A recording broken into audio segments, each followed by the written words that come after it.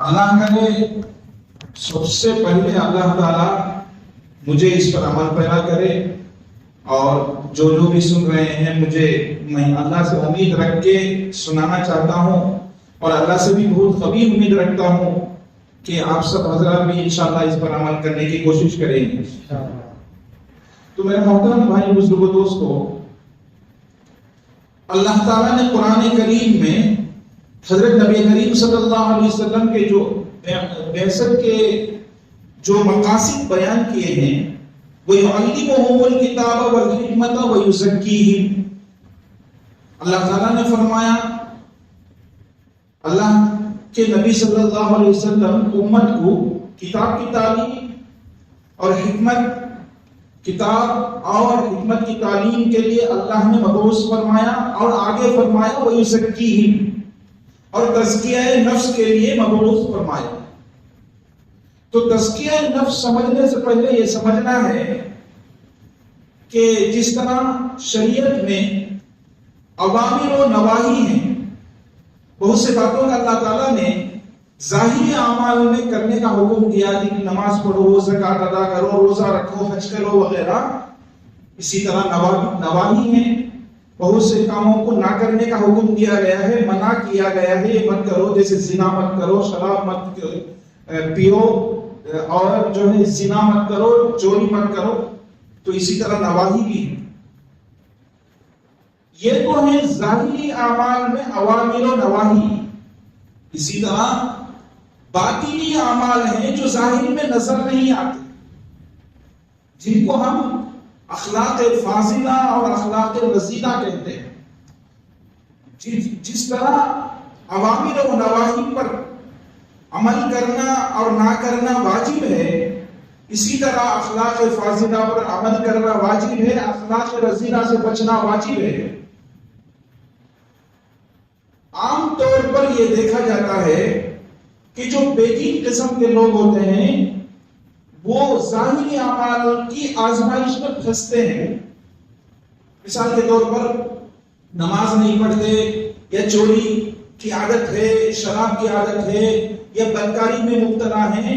جو بے دین قسم کے ہوتے ہیں وہ ظاہری اعمال کی آزمائش میں وہ لوگ مبتلا ہو جاتے ہیں، اور جو خاص کر دینی خدمات میں لگے ہوئے لوگ ہیں، علماء کرام اور دعوت و تبلیغ کے ساتھی وغیرہ، یہ ظاہری اعمال کی آزمائش میں مبتلا نہیں ہوتے۔ وہ نمازیں پڑھتے ہیں، روزے رکھتے ہیں، زکوٰۃ ادا کرتے ہیں، حج کرتے ہیں، اور نواہی سے بھی تقریباً بچتے ہیں، چوری وغیرہ نہیں کرتے، شراب نہیں پیتے۔ لیکن ان کی آزمائش کہاں ہوتی ہے؟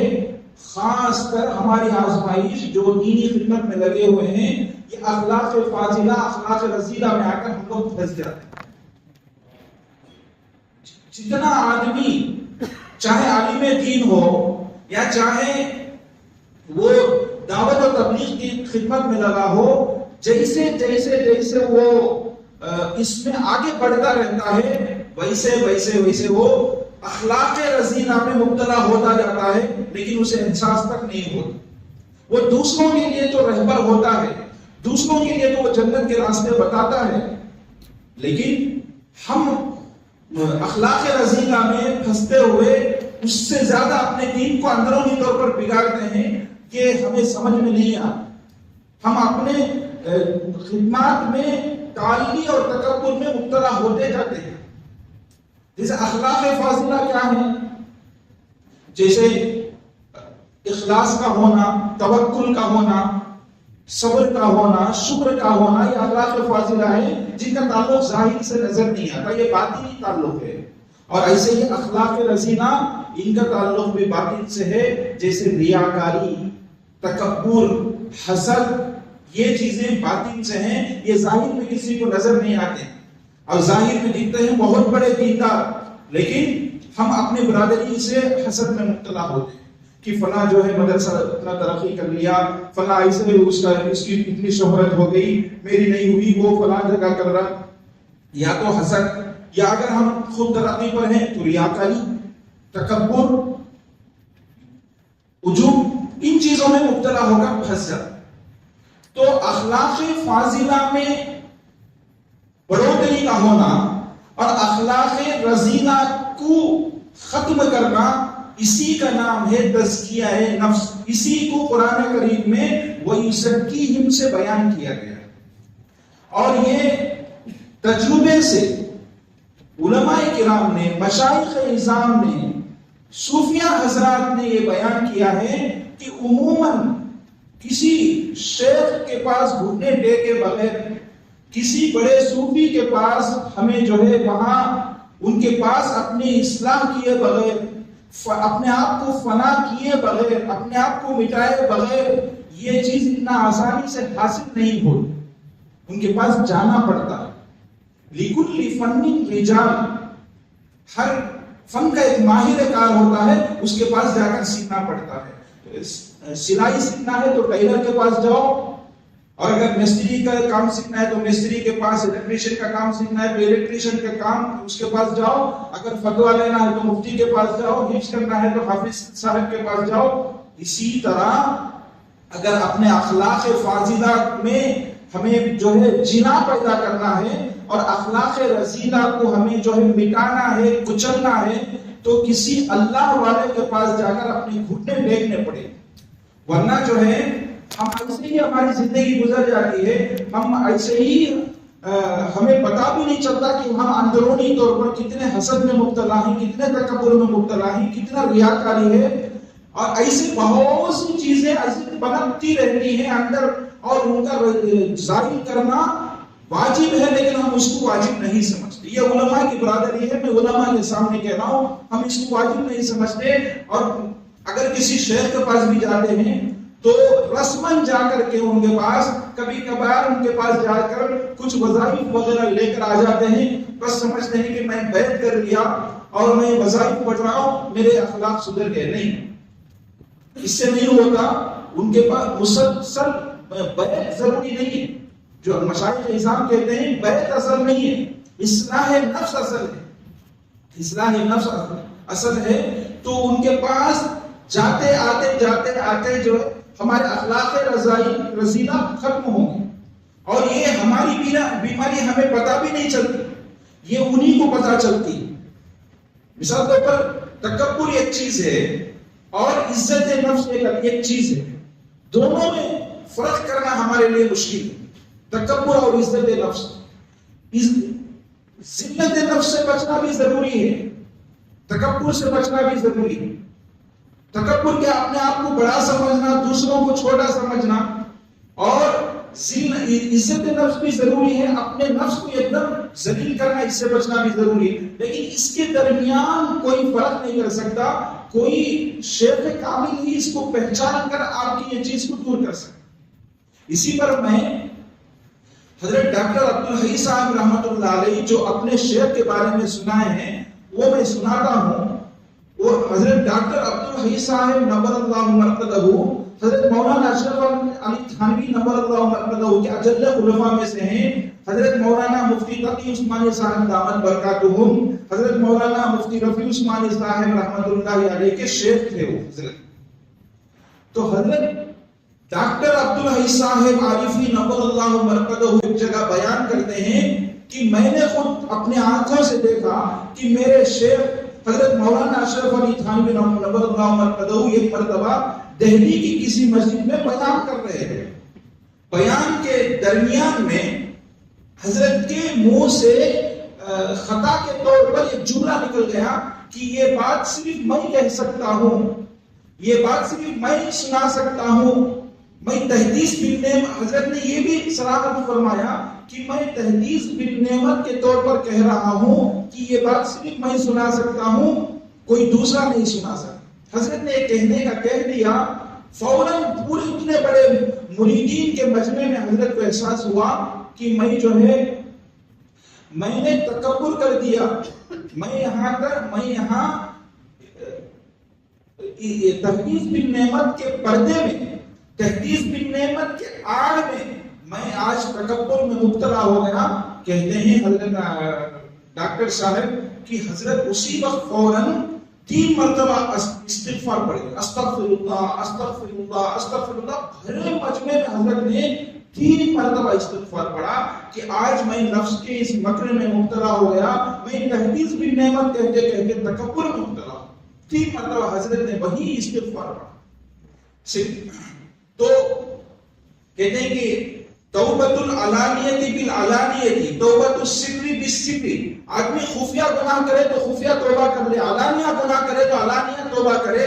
تو حضرت سے علانیہ چوک ہو گئی تو حضرت نے سب کے سامنے مجمع میں توبہ کی، سب کے سامنے مجمع میں حضرت نے توبہ کیا۔ یہ کون کر سکتا ہے؟ یہ وہی شخص کر سکتا ہے جو کسی رہبر کامل، شیخ کامل کے سامنے اپنے گھٹنے ٹیکا، کتنا بڑا علامہ بھی ہو، کچھ بھی ہو، گھٹنے ٹیکا ہو، اپنے نفس کو مٹایا ہو، کچلا ہو، اپنے آپ کو فنا کیا ہو، اپنے نفس کی ہمیشہ نگرانی کرتا ہو، اپنے نفس کا محاسبہ کرتا رہتا ہو، صرف وہی شخص ایسا اس کو احساس ہو سکتا ہے کہ یہ تحدیث بھی نعمت نہیں تھا، یہ تکبر تھا، صرف وہی شخص کر سکتا ہے۔ ایسے ہم سب کے ساتھ ہوتا ہے، ہم سب اس میں مبتلا ہیں، ہمیں پتہ نہیں چلتا، ہم تحدیث بھی نعمت یہ وہ کرتے کرتے ریاکاری، تکبر، عجوب میں مبتلا ہو جاتے ہیں، قوم کو سدھارنے جاتے ہیں، لیکن ہم کتنے اندر سے کھوکھلے ہو رہے ہیں ہمیں احساس ہی نہیں ہوتا، ایسے ہی دنیا سے چلے جاتے ہیں۔ ہمیں ضروری ہے کہ کسی حال میں بھی کسی نہ کسی اللہ والے کے پاس گھٹنے ٹیکے، بیعت کرنے کے ساتھ ساتھ مسلسل مستقل ان کے ساتھ لگاؤ رکھیں، یہاں تک کہ ہمارا نفس کے جو مکر و فریب ہیں، ہمارے نفس کے جو رسائل ہیں وہ ختم ہو جائیں، کچلے چلے جائیں۔ یہ ضروری۔ میں اور ایک واقعہ جگر مراد آبادی کا سنا کر ختم کرتا ہوں۔ اس واقعے سے یہ سبق ملتا ہے کہ آدمی کیسے بھی باطنی رذائل میں مبتلا ہو یا ظاہری گناہوں میں مبتلا ہو، اگر کسی اللہ والے کے پاس ایک اچھی نیت کے ساتھ جاتا ہے تو اللہ تعالیٰ اسے خالی ہاتھ نہیں لوٹاتے، اسے خالی دربار سے خالی ہاتھ نہیں لوٹاتے، اللہ تعالیٰ اسے توبۃ النصوحہ کی توفیق نصیب فرماتے ہیں، اور اللہ تعالیٰ اسے حسن خاتمہ کی توفیق بھی نصیب فرماتے ہیں، اور اللہ تعالیٰ اس سے بہت بڑا کام لیتے ہیں۔ جیسا کہ ہم نے یہ دیکھا کہ ہمارے والد محترم حضرت مولانا مفتی عبدالرحیم صاحب، وہ فارغ ہونے سے پہلے ہی، اپنی شادی سے پہلے ہی ایک دم عین جوانی میں انہوں نے سلوک طے کر لیا۔ حضرت مولانا مسیح اللہ خان صاحب رحمۃ اللہ علیہ، جلال آبادی رحمۃ اللہ علیہ، جو حضرت اشرف علی تھانوی نور اللہ مرقدہ کی اجل خلفاء میں سے ہیں اور فطری ولی ہیں، حضرت پیدائشی ولی تھے حضرت۔ تو ایسے بڑے اللہ والے کے پاس سال ہر سال مختصر المعانی کے سال سے گھٹنے ٹیکے، اور کہتے ہیں ہمارے والد محترم حضرت مولانا مفتی عبدالرحیم صاحب کہ سب طلبہ جمعے کی چھٹی تفریح میں گزارتے، میں جمعرات کے شام فوراً اپنے شیخ کے پاس چلے جاتا، جمعے کی شام تک وہاں رہ کر کے پوری چھٹی میں حضرت کے پاس جا گزار کے واپس آتا۔ دارالعلوم دیوبند پڑھنے کے زمانے میں چھٹی بھول گئے، یہاں تک کہ ہم والد صاحب گھر بھول گئے، والد کو، بہنوں کو، سب کو بھول گئے، اپنا وطن بھول گئے والد صاحب۔ ہم جمعے میں والد صاحب سیدھے جلال آباد جاتے تھے، تو یہاں تک کہ شعبان رمضان میں بھی گھر نہیں جاتے تھے، وطن نہیں جاتے تھے، سیدھے شیخ کے پاس۔ بہت ہی محبت، شیخ کی محبت ایک دم دل میں پیوست ہو گئی، پورا شعبان رمضان کا زمانہ وہی گزارتے، اور اس کے بعد افطار کے بعد بھی کئی ماہ، تقریباً 1 سال کے قریب کچھ حضرت والد صاحب جلال آباد میں وقت گزارے، اس کے بعد حضرت خلافت دے کر بھیجے، اور ابھی ہمیں جب اس کے کئی سال عرصے کے بعد، ہم اس کے 20 سال کے بعد دیوبند گئے، تو جب بھی یہ حالت ہے کہ وہاں بجلی زیادہ نہیں رہتی، کرنٹ نہیں رہتا، یہ تو گرمی زیادہ، مچھر زیادہ، مکھی زیادہ۔ جیسا کہ ہمارے ایک رشتہ دار وہ وہاں رہتے تھے دیوبند میں، تو وہ کہتے تھے کہ دیوبند میں میک زیادہ ہے، مساجد بھی زیادہ، ملا بھی زیادہ، مکھی بھی زیادہ، مچھر بھی زیادہ۔ تو اس طرح والد صاحب جب خانقاہ میں وقت گزارتے تھے تو وہاں رات کو جب سونے کے لیے جاتے تھے تو بجلی چلے جاتی، انتہائی گرمی کا زمانہ. اب کیا کرنا ہے، سب لوگ مریدین صحن میں چلے جاتے، خلفاء صحن میں چلے جاتے، لیکن والد صاحب تعلیم نہیں مانتا تھا، حجرے میں تھے. اب ایک دم گرمی، اب گرمی ہے بول کے چادر ہٹایا، بجلی بھی چلے جاتی تھی، کرنٹ بھی چلے جاتا. اب چادر ہٹا کے گرمی کے لیے چادر ہٹائے، اب مچھر بھین بھیناتے ہوئے سب اپنا اپنا ڈوبی میں لگ جائے. اب اگر جو ہے مچھروں سے بچتے ہوئے چادر اوڑے تو گرمی میں پسینے میں شراب ہو، اگر ان سے بچے تو وہ اس سے بچے تو ایسے کئی کئی ماہ کے مجاہدات. اور رمضان المبارک میں اچھے کھاتے پیتے گھرانے کے ہیں والد صاحب، لیکن ہمیں سنے تو ہمیں تعجب ہوتا ہے کہ ایسا بھی مجاہدہ جوانی میں آدمی کرتا ہے. جلال آباد میں جو حضرت مسیح محمد رحمۃ اللہ علیہ کے خانقاہ کے قریب میں ایک مسجد ہے، مننے والی مسجد، وہاں والد صاحب جاتے تھے. وہاں افطار کے لیے جاتی، افطار کے کوئی بجی وڑے وغیرہ شربت روح افزا وغیرہ کے آئٹم کا کوئی سوال نہیں. والد صاحب کے منہ سے جو زبانی سنا میں، جب افطار کا وقت ہوتا تھا لوٹا لے کے جا کے وہ ہینڈ پمپ سے پانی بھر کے وہی پی کے وہی افطار. اتنا مجاہدہ کریں گے جب جا کے اللہ تعالیٰ جو ہے ان سے اتنا بڑا کام لیا. اتنے کہاں دیکھو، میسور جاؤ، کولار جاؤ، رائے چوری جاؤ، کہاں جاؤ، پورے جنوبی ہند میں کیرلا چھوڑ کر کے پورے 3-4 ریاستوں میں اللہ تعالیٰ نے خوب کام لیا. تعجب ہوتا ہے اللہ تعالیٰ نے کیسے ایک واحد آدمی سے اتنا بڑا ادارہ قائم کرا کے اتنا بڑا کام لیا. صرف یہی آدمی جب مخلص ہوتا ہے اور کسی اللہ والے کے پاس فیض یافتہ ہوتا ہے تو پھر اللہ تعالیٰ ایسا اس سے کام لیتے ہیں، اس سے اللہ تعالیٰ اس طرح کا کام لیتے ہیں. تو میں یہ کہہ رہا تھا، میں حضرت جگر مراد آبادی کا واقعہ سنا کے ختم کرتا ہوں. حضرت مولانا مفتی شفیع صاحب، مفتی اعظم پاکستان، حضرت مفتی شفیع صاحب رحمۃ اللہ علیہ نے ان کی حضرت کی ایک کتاب مجالس حکیم الامت کے نام سے، بڑی بہترین کتاب مجالس حکیم الامت کے نام سے حضرت نے، میں کہیں حضرت مفتی شفیع صاحب رحمۃ اللہ علیہ، میں کیسے تھانہ بھون گیا تو حضرت کا سامنا کیسا ہوا، مختلف واقعات جوانی میں آدمی کرتا ہے.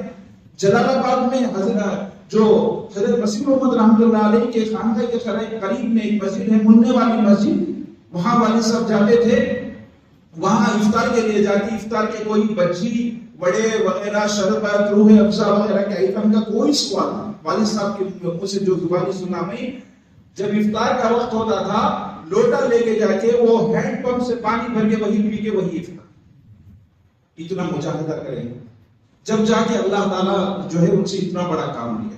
اتنے کہاں دیکھو، میسور جاؤ، کولار جاؤ، رائے چوری جاؤ، کہاں جاؤ، پورے جنوبی ہند میں کیرلا چھوڑ کر کے پورے 3-4 ریاستوں میں اللہ تعالیٰ نے خوب کام لیا.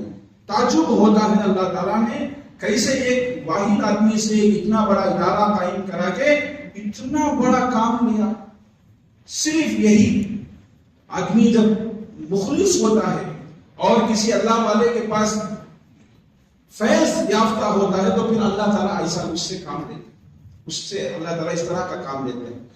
تو میں یہ کہہ رہا تھا، میں حضرت جگر مراد آبادی کا واقعہ سنا کے ختم کرتا ہوں. حضرت مولانا مفتی شفیع صاحب، مفتی اعظم پاکستان، حضرت مفتی شفیع صاحب رحمۃ اللہ علیہ نے ان کی حضرت کی ایک کتاب مجالس حکیم الامت کے نام سے، بڑی بہترین کتاب مجالس حکیم الامت کے نام سے حضرت نے، میں کہیں حضرت مفتی شفیع صاحب رحمۃ اللہ علیہ، میں کیسے تھانہ بھون گیا تو حضرت کا سامنا کیسا ہوا، مختلف واقعات، مختلف ملفوظات، مواعظ، واقعات جمع کیے. بڑے بہترین انداز میں حضرت نے ایک جلد میں جمع کیا ہے مجالس حکیم الامت کے نام سے. اس میں ایک واقعہ حضرت نے لکھا ہے جگر مراد آبادی کا. کہتے ہیں کہ ایک مرتبہ حضرت اشرف علی تھانوی رحمۃ اللہ علیہ بیٹھے ہوئے تھے اور دیگر مریدین حضرت مفتی شفیع صاحب بھی بیٹھے ہوئے تھے، اور حضرت کے بڑے خلیفہ حضرت خواجہ عزیز الحسن مجسور رحمۃ اللہ علیہ، خواجہ عزیز الحسن مجسور رحمۃ اللہ علیہ، وہ بھی حضرت کے دربار میں بیٹھے ہوئے تھے. حضرت خواجہ عزیز الحسن صاحب رحمۃ اللہ علیہ نے حضرت تھانوی رحمۃ اللہ علیہ سے کہا کہ جگر مراد آبادی سے میری ملاقات ہوئی، ان سے ملاقات ہوئی تو انہوں نے جو ہے انہوں نے کہا کہ میں حضرت اشرف علی تھانوی رحمۃ اللہ علیہ سے ملاقات کرنا چاہتا ہوں، لیکن مجھے جو ہے شراب کی لت لگی ہوئی ہے، میں اس حالت میں کیا منہ لے کر اللہ والوں کے پاس جاؤں، میرا دل نہیں کرتا، لیکن میرے دل میں بڑی محبت۔ جگر مراد آبادی بڑے شاعر گزرے ہیں، وہ ان کی جوانی میں ان کو شراب کی لت پڑ گئی تھی، لیکن دل میں اللہ والوں کی محبت، اللہ والوں سے ملنا چاہتے تھے، لیکن یہ شراب کی لت نہیں چھوڑ گئی۔ تو یہ دن خواجہ عزیز الحسن منصور رحمۃ اللہ علیہ سے کہا کہ بہت دل چاہتا ہے کہ اتنے بڑے اللہ والے سے ایک نظر ملاؤں، دیکھوں، ہاتھ ملاؤں، لیکن یہ لت، یہ منہ لے کر کیا جاؤں؟ تو حضرت اشرف علی تھانوی رحمۃ اللہ علیہ نے خواجہ عزیز الحسن صاحب سے کہا کہ خواجہ صاحب آپ نے کیا جواب دیا؟ خواجہ صاحب آپ نے کیا جواب دیا؟ کہا کہ میں نے بھی کہا کہ ہاں، مناسب نہیں لگتا کہ یہ منہ کے ساتھ، یہ حالت کے ساتھ آپ اللہ والوں کے دربار میں جائیں، مجلس میں جائیں، مجھے اچھا نہیں لگتا۔ تو حضرت تھانوی کا وہاں جو جواب نقل کیا گیا ہے بڑا عجیب جواب ہے۔ حضرت اشرف علی تھانوی رحمۃ اللہ علیہ نے خواجہ صاحب سے کہا کہ خواجہ صاحب، ہم یہ سمجھ رہے تھے کہ آپ طریق پر کامل ہو گئے ہیں، اس طریق پر کامل ہو گئے، آج پتا چلا کہ ہم غلطی پر ہیں، آپ اپنی طریق میں کامل نہیں۔ آپ کیوں نہیں ایسا کہہ دیے جگر مراد آبادی سے کہ آپ اسی حالت سے چلے جائیے، انشاءاللہ صرف دیدار سے اور ملاقات سے اللہ تعالیٰ آپ کی زندگی بدل دیں گے، آپ نے یہ کیوں نہیں کہا مجھ سے؟ تو پھر جو ہے جگر پھر دوبارہ خواجہ عزیز الحسن صاحب اس کے بعد پھر گئے سفر میں، پھر جگر مراد آبادی سے پھر ملاقات ہوئی تو جگر مراد آبادی کو حضرت تھانوی رحمۃ اللہ علیہ کا یہ جملہ خواجہ صاحب نے جگر مراد آبادی کے سامنے نقل کیا تو وہ زار زار رونے لگے، زار زار اور پتھر رونے لگے، اور کہا کہ ابھی میں عہد کرتا ہوں اسی وقت سے کہ آئندہ میں شراب کو منہ نہیں لگاؤں، میں آئندہ شراب بالکل بھی ترک کرتا ہوں، اگرچہ میری موت آ جائے۔ دیکھیے آپ اس سے سبق لیجئے کہ ایک اللہ والے وہاں سے خالی ان کی توجہ کا یہ عالم ہے، تو بالمشافہ اگر ہم ملاقات کریں، ان کے ساتھ وقت گزارے، تو کتنا نہیں اللہ تعالیٰ جو ہے ہماری زندگی بدلیں گے۔ تو وہاں سے انہوں نے ایک دم سچی توبہ کی۔ مفتی شفیع صاحب رحمۃ اللہ علیہ آگے فرماتے ہیں کہ اس کے بعد یہ ہوا کہ ان کی حالت ایک دم خستہ ہو گئی، جگر مراد آبادی کی ایک دم مرنے کے کگار پر چلے گئے، ایک دم موت کے منہ میں تقریباً چلے گئے، لوگوں کو ان پر رحم آ گیا۔ شراب چھوڑ دیے تھے، اچانک ہی چھوڑ دیے، دھیرے دھیرے بھی نہیں چھوڑے، ایک دم چھوڑنے کی وجہ سے سخت بیمار ہو، مرنے کی حالت میں ہو گئے۔ لوگوں نے ان سے کہا کہ بھائی ایسی حالت میں شریعت بھی اجازت دیتی ہے، آپ چاہے تو حضرت تھانوی رحمۃ اللہ علیہ سے ہی فتویٰ لے لیجیے، ہماری بات چھوڑ دیجیے، لیکن جان بچا لیجیے۔ اس کے بعد کا ان کا جملہ بھی بڑا عجیب ہے جگر مراد آبادی صاحب کا، کہا کہ اگر اس کے بعد مجھے زندگی مل گئی تو میں اس کے بغیر زندگی گزاروں گا، اس عمر خبائث کے بغیر میں آگے زندگی گزاروں گا۔ اگر میری موت کا وقت آ گیا ہے، مجھے اللہ سے ملاقات کا وقت آ گیا، آخری وقت آ گیا، تو ناپاک چیز کو منہ لگاتے ہوئے میں اللہ سے ملاقات نہیں کروں۔ یہ انہوں نے کہا۔ اس کے بعد حضرت شفیع صاحب رحمۃ اللہ علیہ کہتے ہیں کہ اللہ تعالیٰ نے الحمدللہ اس کے بعد دونوں چیزیں سے ان کو شفا نصیب فرمائی، پھر وہ موت کے منہ سے بھی باہر آئے اور جو ہے باطنی شفا بھی نصیب ہوئی، اللہ والے بن گئے۔ اس کے بعد کہتے ہیں کہ ایک دن حضرت اشرف علی تھانوی رحمۃ اللہ علیہ سے ملنے گیا، جو ان کی دلی تمنا تھی وہ ملاقات کے لیے تھانہ بھون آئے۔ حضرت اشرف علی تھانوی نور اللہ مرقدہ ان کو گلے سے لگائے، ان کو اپنی مجلس میں بٹھائے، کہتے ہیں کہ بہت عزت اکرام کیا ہوں۔ اس کے بعد حضرت اشرف علی تھانوی رحمۃ اللہ علیہ نے ان سے کہا کہ میں آپ کا یہ شعر بہت پڑھتا ہوں، بار بار پڑھتا ہوں، اگر میں کسی شاعر کو کسی شعر پر میں انعام دیتا تو اس شعر پر میں آپ کو انعام دیتا۔ وہ شعر ہے، یہ طلب بھی کسی کے کرم کا صدقہ ہے، یہ طلب بھی کسی کے کرم کا صدقہ ہے، قدم یہ اٹھتے نہیں ہیں اٹھائے جاتے، قدم یہ اٹھتے نہیں ہیں اٹھائے جاتے، یہ حضرت نے ان کو فرمایا۔ تو میرے محترم بھائی بزرگوں، دوستوں اور اپنا قدیم، بس آج کے مجلس میں ہم سب یہی عزم کر کے اٹھیں، الحمدللہ میں یہ جو باتیں کر رہا ہوں، میں بھی کسی اللہ والے سے وابستہ ہونے کے بعد میں بھی کافی اپنے باطن میں بہت سی چیزوں میں فرق محسوس کر رہا ہوں۔